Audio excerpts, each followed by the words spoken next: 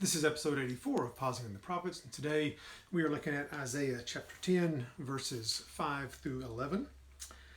And Isaiah writes, "Woe to Assyria, the rod of my anger, and the staff in whose hand is my indignation. I send it against a godless nation and commission it against the people of my fury, to capture booty and to seize plunder, to trample down them like mud in the streets.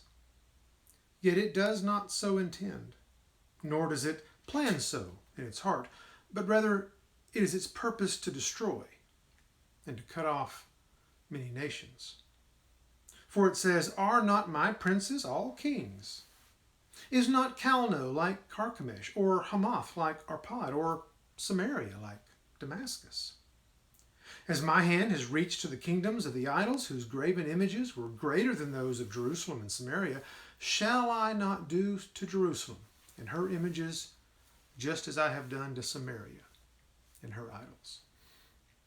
This section and the next deal with the intersection of God's sovereignty and our responsibility. We see this in verses 5 and 6, where God pronounces woe on Assyria, but then says he is the one who sent Assyria in the first place. God's plan to use Assyria to punish Israel for her sins results in judgment for Assyria. Well, how can that be? Well, it's because the Assyrians desired so much more than they were called to do. As Isaiah says in verse 7, Assyria doesn't have God's plans in its heart. Assyria thought it was in control, and we see in verse 11, Assyria assumed that what it was sent to do to Samaria, it could also do to Jerusalem. We'll see later what happened when Assyria came up against Jerusalem. We may flinch at God using an evil nation to enact judgment on his people. Habakkuk certainly did when he heard God's plans to use the Babylonians to judge Judah.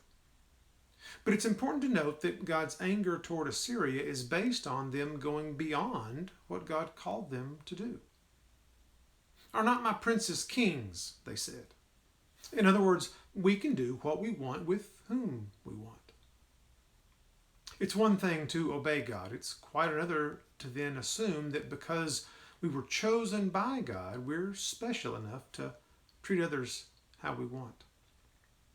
We must remember that at all times we are God's servants, not independent of him or independent of his ways.